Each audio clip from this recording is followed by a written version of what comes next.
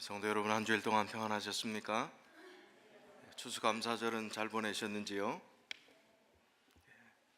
원래는 저희가 사역팀에 대한 말씀을 듣고 설문도 좀 나누고 또 저희 교회 현실에 맞는 대화들을 좀 나누려고 했는데, 이 감사주간을 그냥 보낸다는 것은 너무나 아쉽고, 같이 또 두 가지를 같이 한다는 것은 좀 섞이는 느낌이 들기 때문에 저희가 다음 주 기도주일이 마치고 그 다음 주에 저희가 사역팀에 대한 설문과 또 그 마지막 마무리 부분들을 말씀을 드리도록 하겠고, 오늘은 이 감사의 주간을 맞이해서 하나님께 감사하라라는 제목으로 같이 은혜를 나누도록 하겠습니다.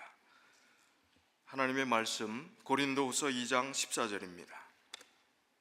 항상 우리를 그리스도 안에서 이기게 하시고 우리로 말미암아 각 처에서 그리스도를 아는 냄새를 나타내시는 하나님께 감사하노라.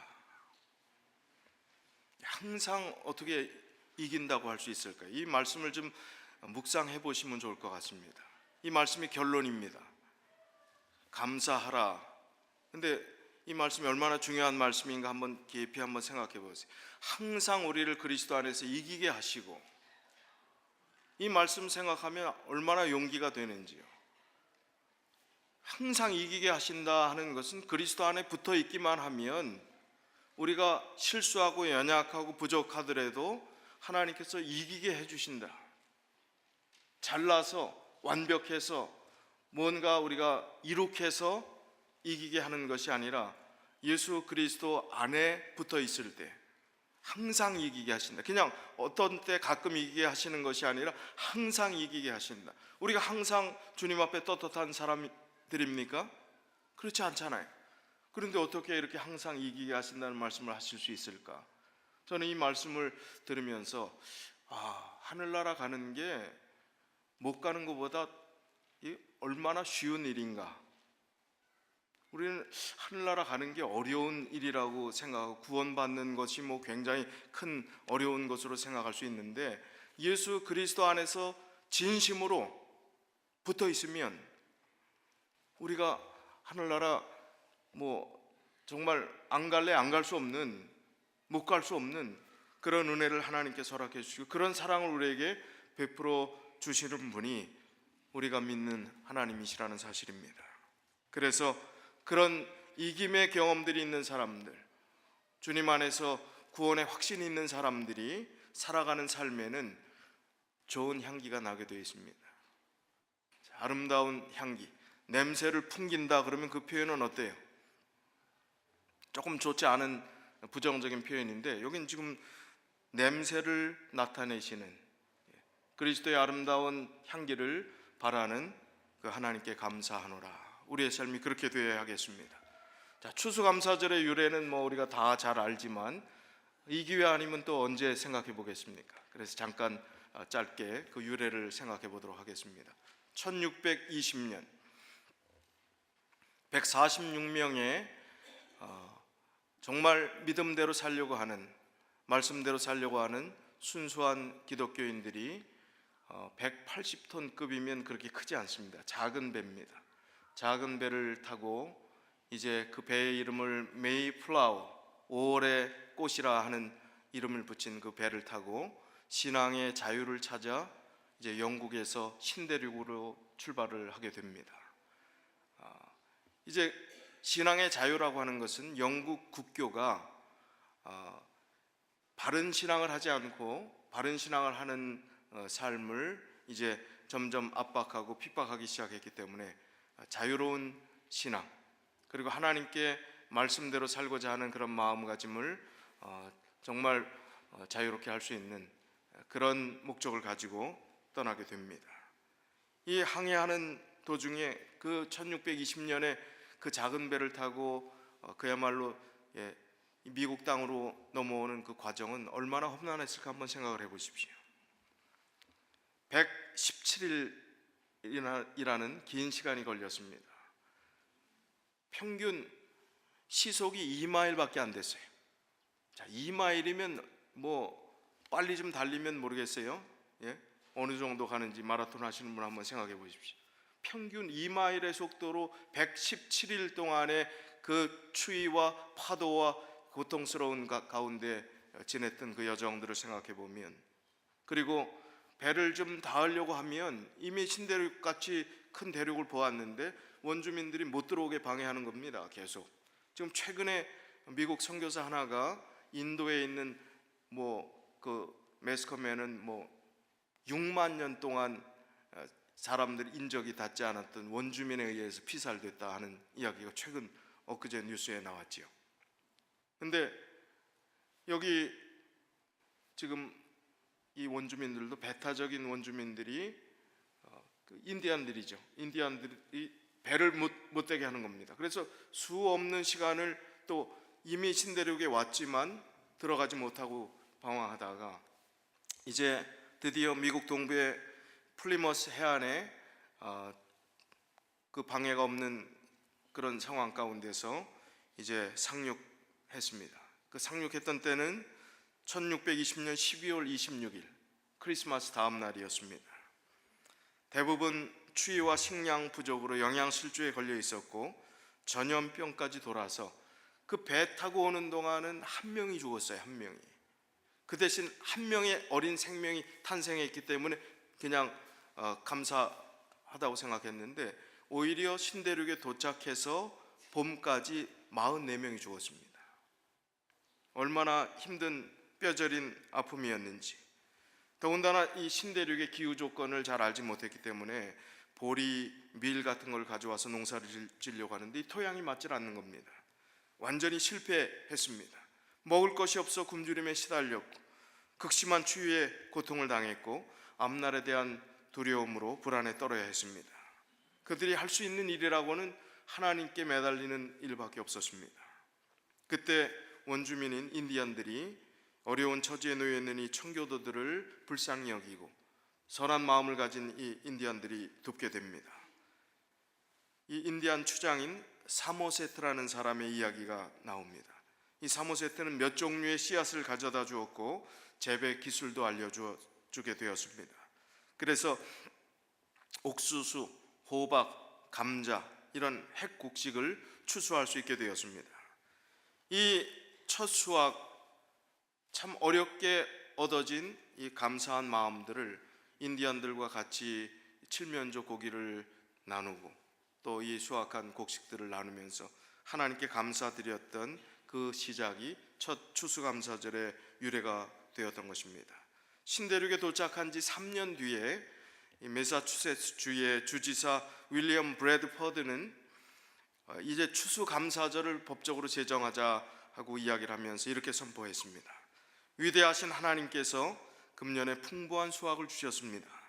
인디언들의 도움을 받아 옥수수, 밀, 콩, 호박과 여러 채소를 심게 해주셨고 자라나게 하셨습니다. 숲에서 사냥을 하고 바다에서는 생선과 해산물들을 넉넉히 거둘 수 있게 축복해 주셨습니다. 야만인의 습격에서 보호하시고 여러 질병에서 지켜주셨습니다.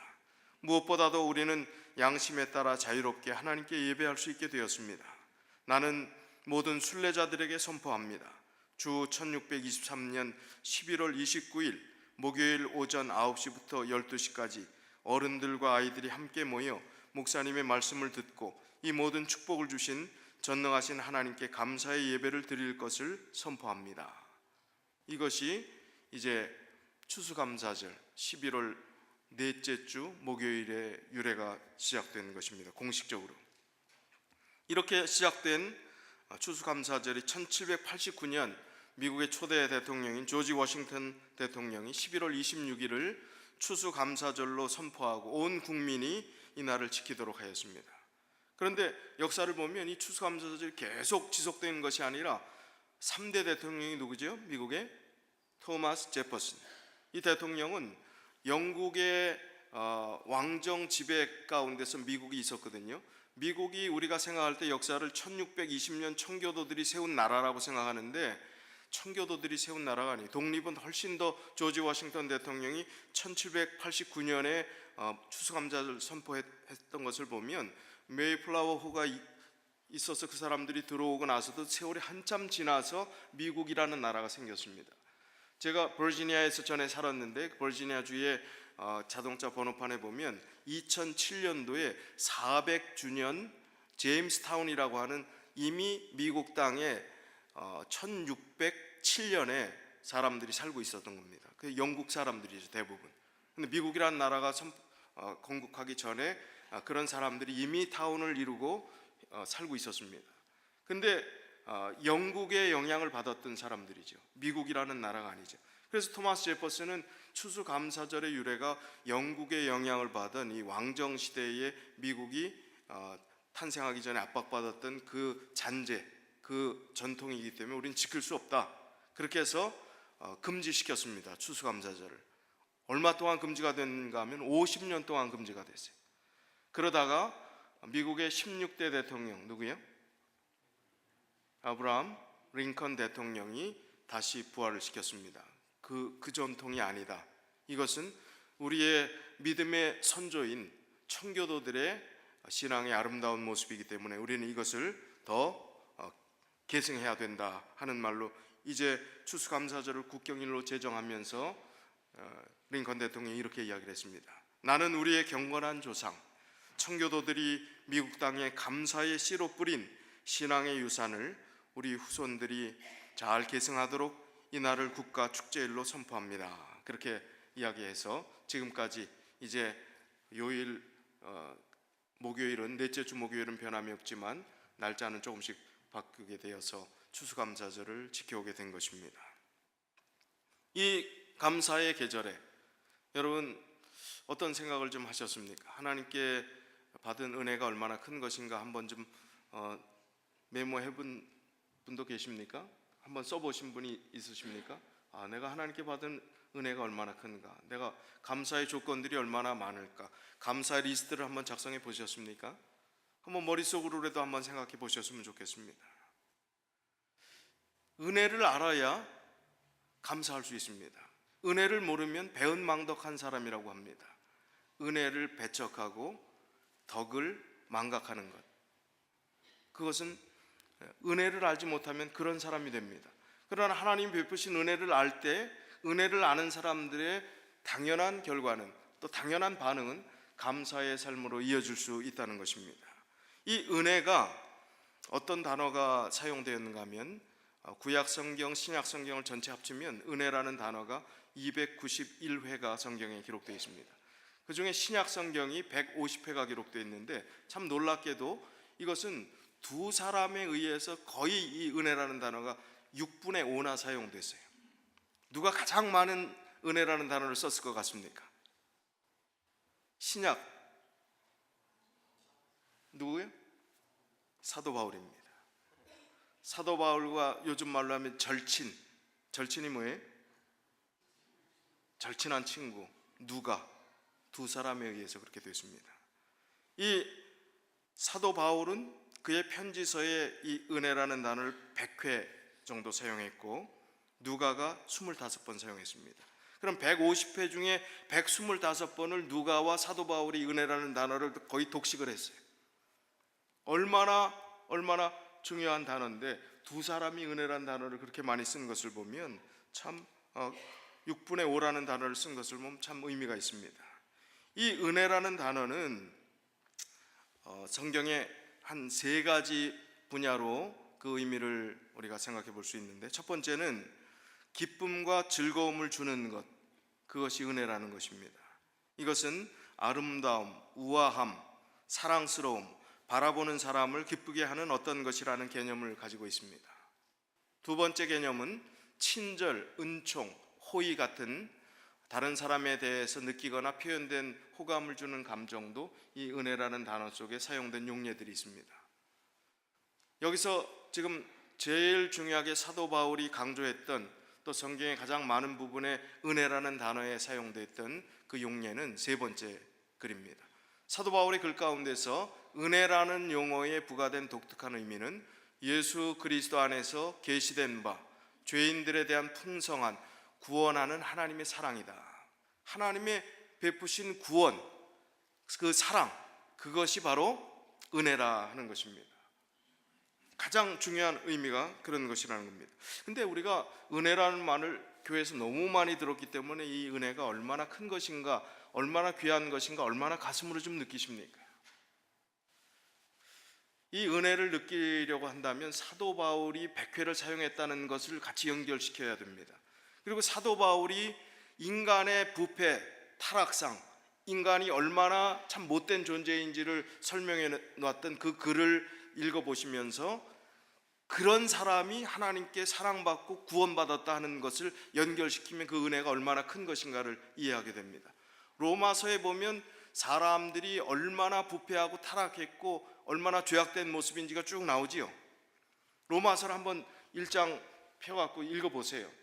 또 로마서의 인간들이 얼마나 못돼 먹었는지 한번 쭉 읽어보십시오. 그런 사람들을 하나님이 구원하셨다는 것, 사랑하셨다는 것, 이거는 도무지 불가능한 일입니다. 아무리 많이 우리가 사람이 좋은 사람, 성인 군자라 해도 우리가 그렇게 대할 수가 없어요. 그런 존재를 그렇게 용납할 수 없습니다. 그런데 하나님이 우리를 사랑하셨다는 것, 우리를 구원하셨다는 것, 우리에게 은혜를 베푸셨다는 것, 얼마나 큰지 모릅니다. 자, 이 로마서에 있는 이야기들, 성경에 있는 이야기들 좀 말씀을 드리면 모든 사람이 죄를 범했어요. 하나님의 영광이 결핍된 존재들입니다. 인간은 하나님 편에서 그러한 은총과 인애를 받을 만한 가치나 공로가 전혀 없는 사람들입니다. 사람들은 하나님께 대한 증오와 반역 가운데 사는 존재라고 로마서 1장에 표현하고 있습니다. 진리를 왜곡시켰습니다. 짐승과 파충류를 경배하기를 더 선호했습니다. 그들 자신의 몸으로 그분의 형상을 더럽혔습니다. 그분의 이름을 모독했습니다. 심지어 그분의 오래 참으심과 인내를 멸시하기까지 했습니다. 마침내 그들은 자신들을 구원하도록 보냄을 받은 그분의 아들을 죽이기까지 합니다. 이런 사람들을 은혜를, 구원을, 사랑을 베풀어 주셨다니요. 이게 하나님의 사랑이 얼마나 큰 것인지, 하나님의 은혜가 얼마나 큰 것인지, 이것이 바로 은혜입니다. 이런 은혜를 알 때에 우리가 진정한 감사를 하나님께 드릴 수 있게 되는 것입니다. 하나님의 은혜가 얼마나 소중한 것인지 복음교역자 70쪽에는 이렇게 이야기를 합니다. 하나님의 은혜는 구원하는 능력의 위대한 요소이다. 하나님의 은혜는 구원과 같은 것이라 하는 것입니다. 구원의 능력과 같은 것이라 하는 것입니다. 또 부모와 교사와 학생에게 보내는 권면 249쪽에 보면 그리스도는 인간이 하나님의 형상으로 회복될 수 있도록 하기 위해 자신의 생명을 주셨다. 사람들을 함께 이끌어서 진리에 순종하게 하는 것은 그분의 은혜의 능력이다. 여러분, 하나님께 받은 은혜가 얼마나 크신지 한번 우리가 초창기를 한번 생각해 보면 좋겠습니다. 이민 역사가 장 오래되신 분들이 한 50여 년 되시는지 모르겠습니다. 자, 여러분 이민 처음 오실 때 요즘은 이민이라고 그럽니까? 이사라고 그럽니까? 요즘 이사 온다고 그래요, 미국으로. 이민이라는 얘기 하면 안 됩니다. 옛날 분들한테 큰 신뢰입니다. 왜요? 다 갖춰주고 다 준비된 상태에서 돈도 마음대로 가져올 수 있잖아요. 옛날 있어도 가져올 수 있었나요? 있기나 했나요? 월부 비행기 타고, 옛날 무슨 비행기요? 놀스웨스트요? 그거 타고 할부 비행기 타고 오신 분들, 지금 1950년대는 사람들이 일상생활에 꼭 필요한 물건이 50가지였어요 72가지 더 늘린다면 꼭 필요한 거 18가지였습니다 지금은 500개가 넘습니다. 여러분 가정의 물건 수가 500개 미만 되시는 분 한번 손 들어보세요. 제가 특별히 좀 저 있는 것들을 좀 나눠드릴 용의가 있는데 500개 미만 오세요. 그러면 저희 집에 남는 게 너무 많아갖고 셀 수가 없어요. 저희 집은 이민 올 때 가볍게 왔는데 어디서 이렇게 다 생겼는지, 그거 하나만 해도 지금 엄청난 부자십니까? 돈도 뭐 100불, 200불, 뭐 300불 그 이상 가져올 수도 없었어요.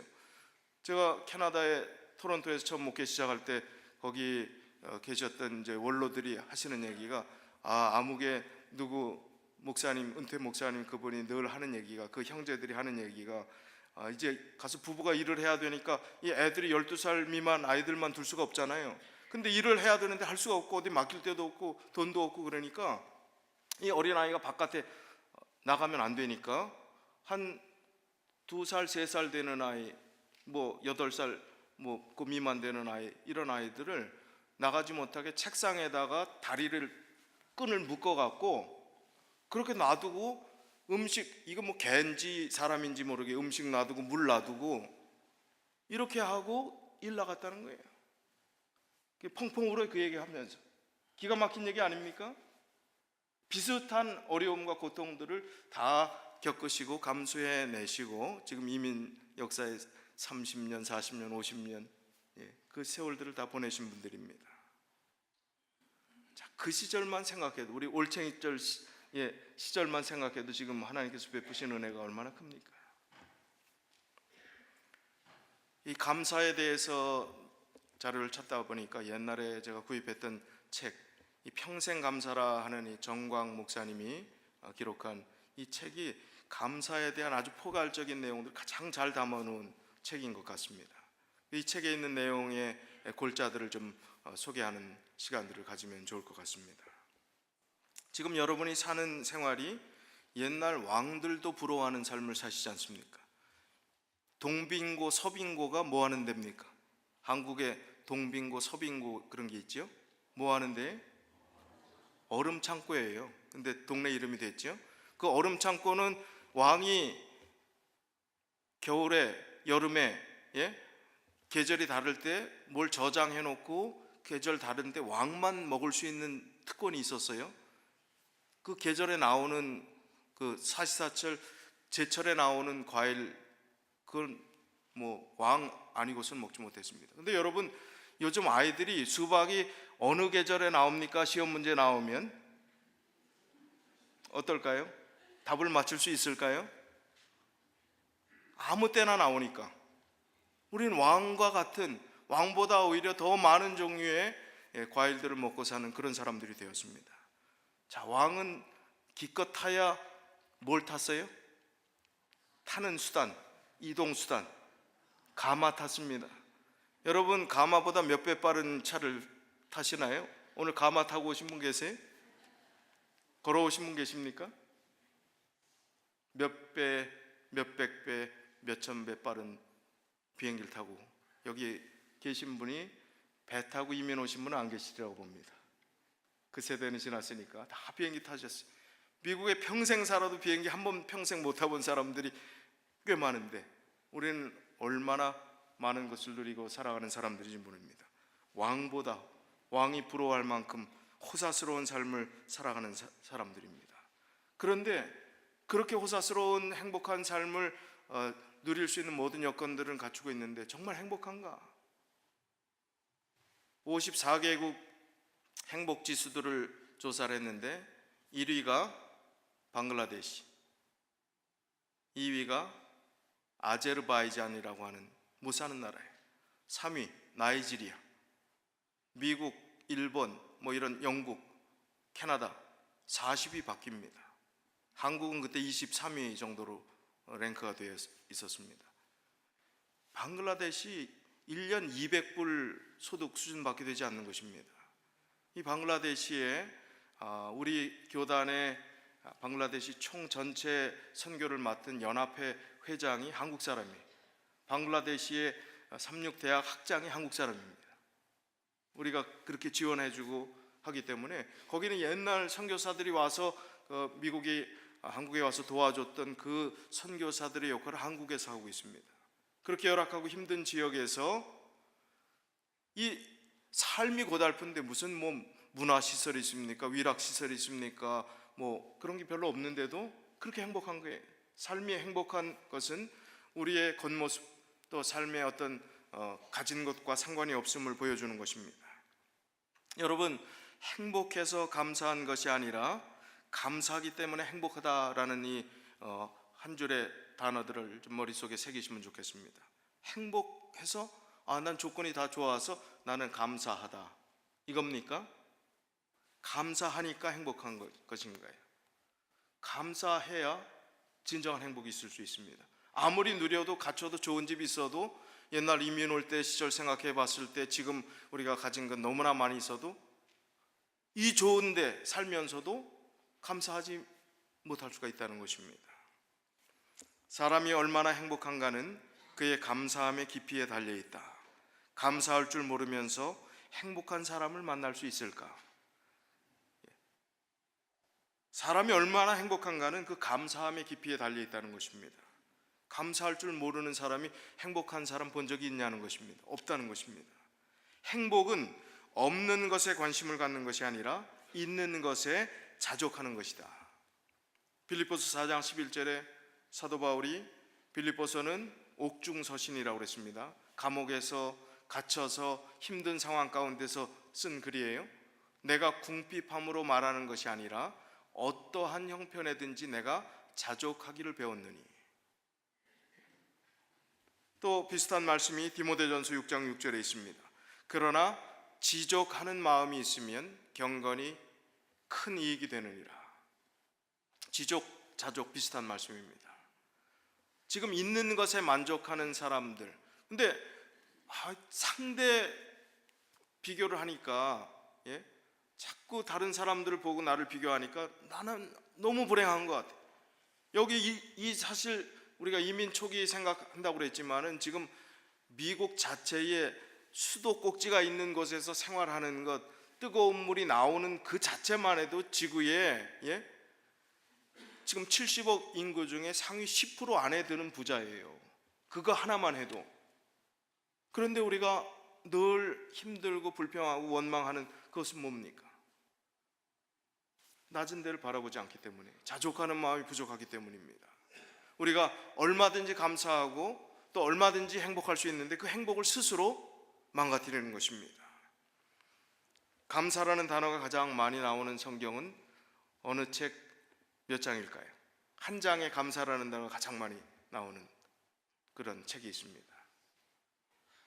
시편 136편입니다. 몇 번 나올까요? 한 장에 26번. 시편 136편을 읽어보세요. 원망이 들 때 왜 나 혼자 이렇게 안 풀리나, 왜 나는 괴로울까, 행복하지 않은 마음이 들 때 시편 136편 읽어보면 아주 구구절절 감사합니다. 하나님께 이스라엘 백성들이 드렸던 그 감사의 표현들이 그렇게 많이 나옵니다. 그리고 성경에는 감사는 좋을 때, 기분 좋을 때, 행복할 때만 감사하라고요. 하박국의 감사를 이렇게 표현합니다. 초월적 감사라고 이야기를 합니다. 오늘 안식일학교 특순을 통해서 우리 교우님들 인터뷰해 갖고 왜 감사한지 짤막하게 영상을 우리가 보셨습니다. 제 아주 마음속에 감동이 되었던 한 분의 그 영상 내용, 여러분 보신 대로 이화숙 집사님, 집에 어려운 일이 있으셨다고 그랬어요.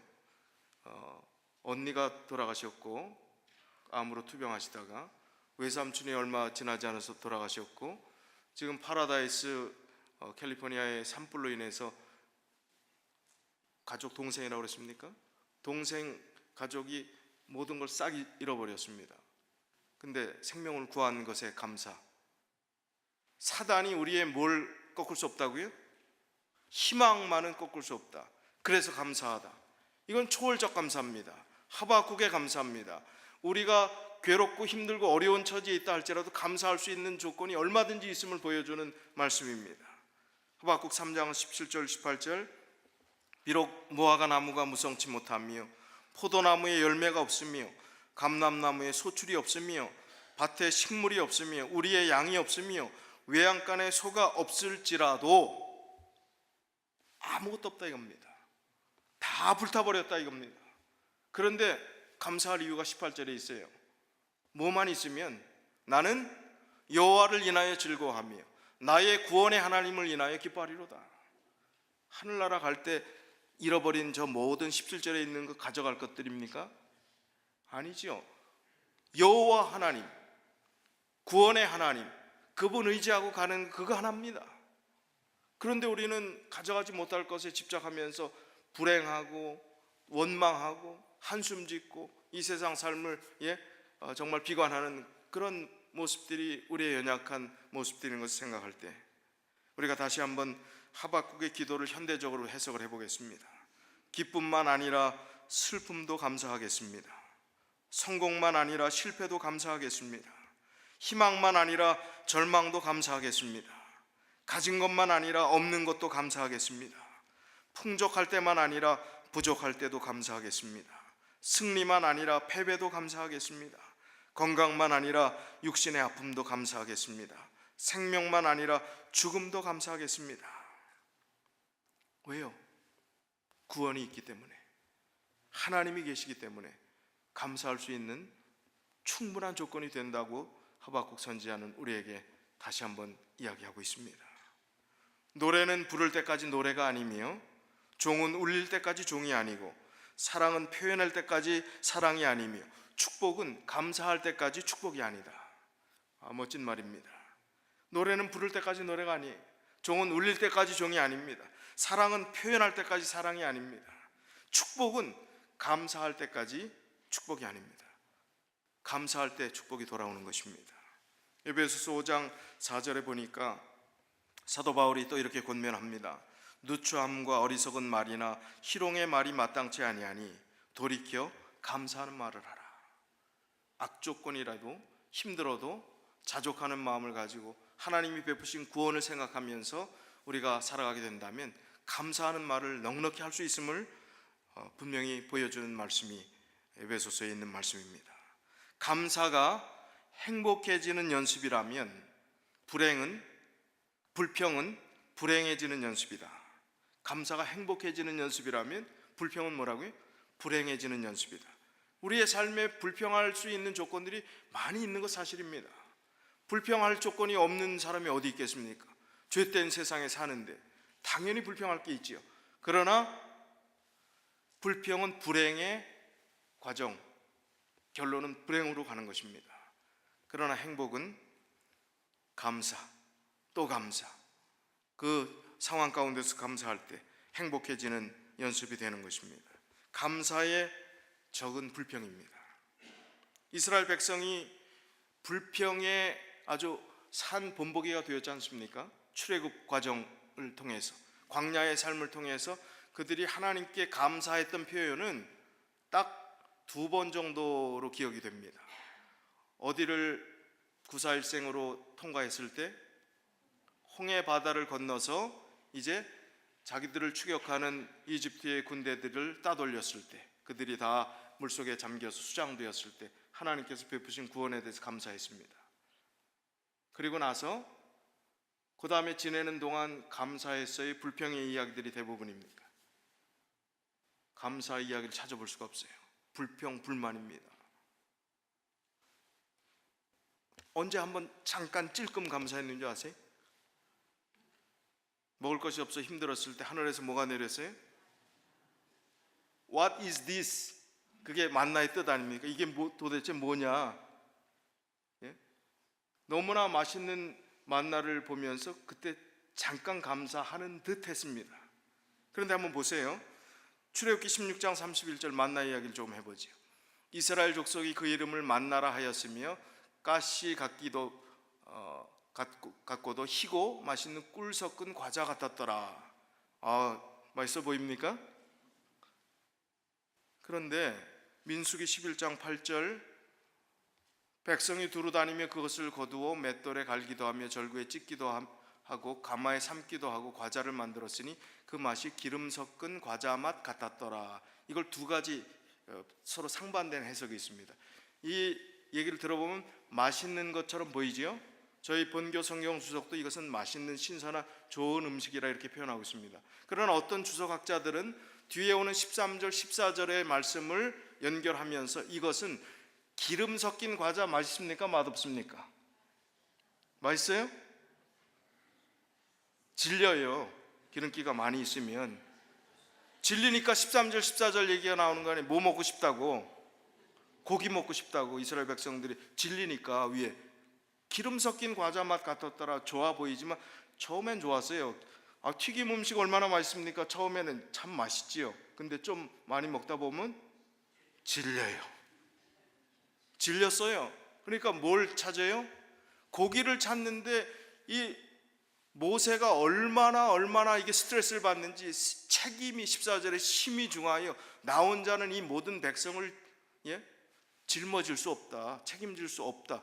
고기 달라는 거 그거 하나가 뭐가 대수라고 그렇게 스트레스를 받았을까요? 그러니까 감사하다가 똑같은 만나에 대한 그 개념들이 나중에는 변질되었다 하는 이 견해가 그럴듯해 보입니다. 불평의 끝, 그들의 삶의 종말을 통해서 우리가 교훈을 얻어야 되는데, 갈렙과 여호수아를 제외한 1세대들은 가나안 땅에 들어갔습니까? 못 들어갔어요. 그들의 결론은, 불평과 불만의 결론은 죽음으로 끝났습니다. 산 교훈을 주시는 것입니다.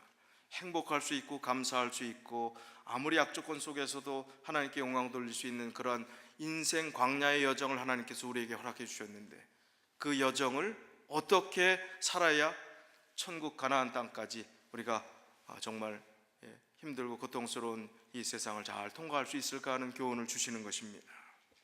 데살로니가전서 5장 16절부터 18절에 있는 이 말씀 우리가 다 잘 알지요.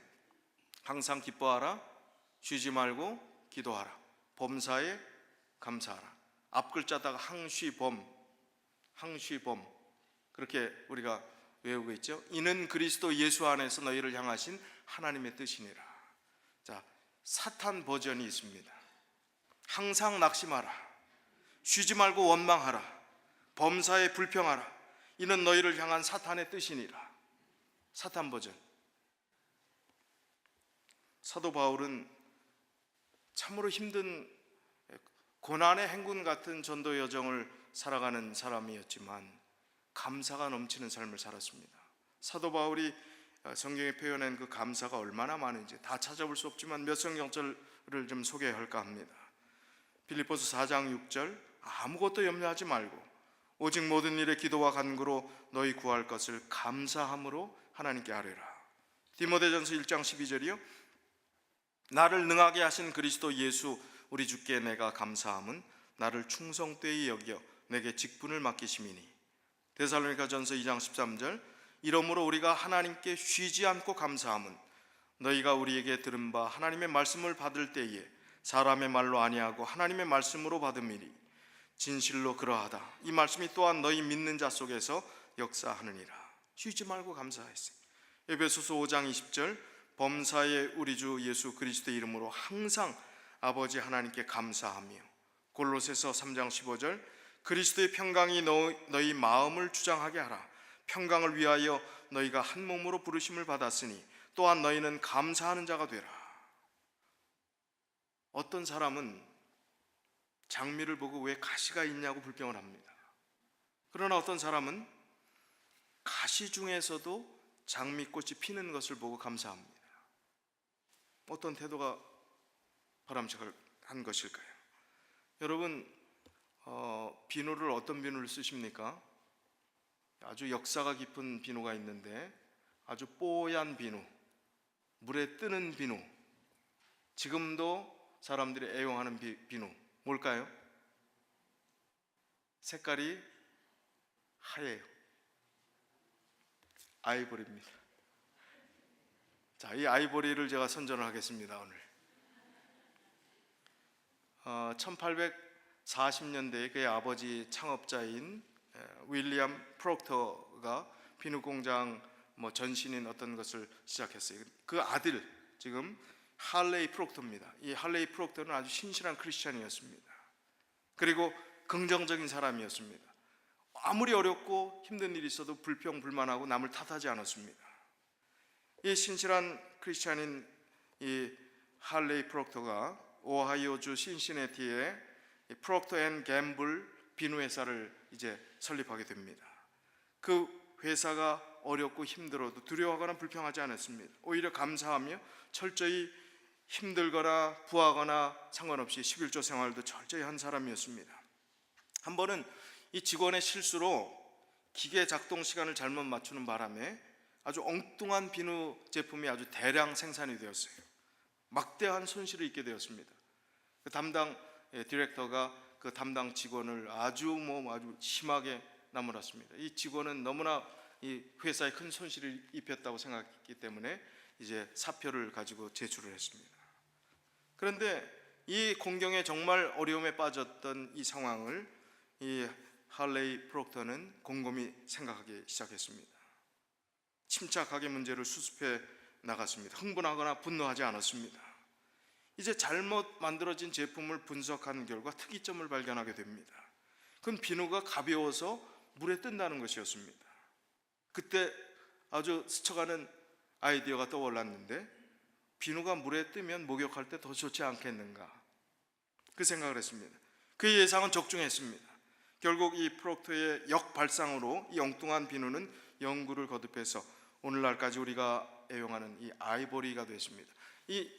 그때 나왔던 선전인데, 물에 뜬다는 것, 그 슬로건이 이 상업 광고의 그 구호가 뭐였냐면, 제일 밑에 뭐예요? It's float. 이거 뜬다는 겁니다. 그게 이 상업 광고에 먹혀 들어갔던 문구가 되었습니다. 이 아이보리라는 단어는 그런 생각을 하면서 머릿속에 성경을, 이제 그 비누에 대한 생각을 계속 골똘히 하다가 성경을 보니까, 그때 자기 읽던 성경의 이 범위가 시편 45편이었는데, 시편 45편 8절에 보니까 왕의 모든 옷은 모략과 침향과 육개의 향기가 있으며 상하 궁에서 나오는 현악은 왕을 즐겁게 하도다. 여기 봤더니 이 중에 한 단어가 딱 눈에 들어왔는데, 상하가 뭐예요? 상하, 영어로 아이보리입니다. 코끼리 어금니, 아주 하얀 그 상하. 그래서 그 이름을 채택하게 된 것입니다. 이 프록터 사장은 절체절명의 위기와 어려움의 순간을 감사하는 마음으로 극복한 사람입니다. 참 쉽지 않은 일입니다. 그것을 극복했을 때 전혀 놀랄만한 기적이 축복으로 돌아오게 되었던 것입니다. 우리의 삶도 마찬가지입니다. 절체절명의 삶의 위기가 내 앞에 닥쳐 있을 수도 있습니다.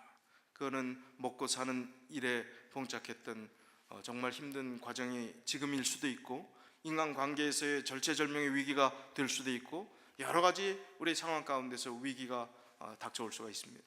그러나 이 뒤에 이것을 정말 긍정적인 감사한 마음으로 해결했을 때 얻어지는 그 결과는 상상을 초월한 결과입니다. 여기서 포기했더라면, 절체절명의 위기이기 때문에 우리가 뒤로 물러갔더라면 그것으로 끝나는 것입니다. 그러나 더 좋은 결과를 감사한 마음으로 살아가는 사람들에게 하나님께서 분명히 허락해 주신다고 했습니다. 그래서 하나님 안에 있을 때, 다시 본문의 성경 구절로 돌아와서 고린도서 2장 14절, 항상 우리를 그리스도 안에서 이기게 하시고 우리로 말미암아 각처에서 그리스도를 아는 냄새를 나타내시는 하나님께 감사하노라. 항상 이기게 하신다. 감사의 마음을 놓지 않는 한, 그 주님을 끝까지 포기하지 않는 한 항상 이기게 하시는 그 하나님께 오늘도 감사할 마음이 있으십니까? 오늘만 감사하시겠습니까? 추수감사절 주간만이요? 평생 감사, 평생 주님께 감사하고 주님께 받은 은혜를 우리가 각처의 많은 사람들에게 아름다운 향기로 나누는 복된 삶이 우리의 삶이 되시기를 간절히 바라면서 말씀을 줄이겠습니다.